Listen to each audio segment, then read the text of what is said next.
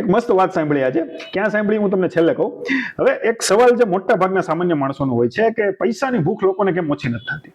તો એનો જવાબ એવો આવે છે કે એક વાત સમજો કે જ્યારે આપણે પહેલી વાર સ્લીપરમાંથી થર્ડ એસીમાં આવીએ ત્યારે આપણને કેવી ફિલિંગ આવે, બહુ મસ્ત છે, અહીંયા તો થાક જ નથી લાગતો ગમે એટલી લાંબી મુસાફરી કરે તો. પછી તમે સેકન્ડ એસીમાં જાઓ ત્યારે તો એમ થાય કે વાહ, ગમે ત્યારે બેસો, ગમે ત્યારે સુવો, જાત જાતનું ખાવાનું આવે. અને પછી તમે ફર્સ્ટ ક્લાસમાં જાઓ તો એની તો વાત જ ન થાય. તમને માણસો રાજાની જેમ રાખે, જાત જાતનું ખાવાનું આવ્યા રાખે, પીવાનું આવ્યા રાખે. એટલે પૈસો જે છે એ આપણી માનસિકતા સાથે ખિલવાડ કરે છે. અને હવે તમે એક સ્ટેપ આગળ વિચારો. ફર્સ્ટ ક્લાસમાં બધું જબરજસ્ત હોય છે, કોઈ વસ્તુની કમી નથી હોતી, પણ ત્યાં તમને એમ ખબર પડે કે બિઝનેસ ક્લાસ ફ્લાઇટ જેવી પણ એકાદી વસ્તુ આવે છે. અને ફ્લાઇટમાં આમ પડદો બંધ કરે ને પેલો ઇકોનોમી ને બિઝનેસ ક્લાસ વચ્ચેનો, એટલે એની એર હોસ્ટેસ હોય ને એ તમારે સામે જોઈને એમ કહેતી હોય કે ભાઈ તમે બધા ગરીબ છો, બહુ તમે નીકળો અને કામ કરો. જોકે હું તો નથી બેઠો બિઝનેસ ક્લાસમાં, પણ આવું બધું મેં સાંભળેલું છે કે આવી વસ્તુ હોય. એટલે આખી જે ગેમ છે એ છે એસ્પિરેશનની, આકાંક્ષાની અને આત્મસન્માનની.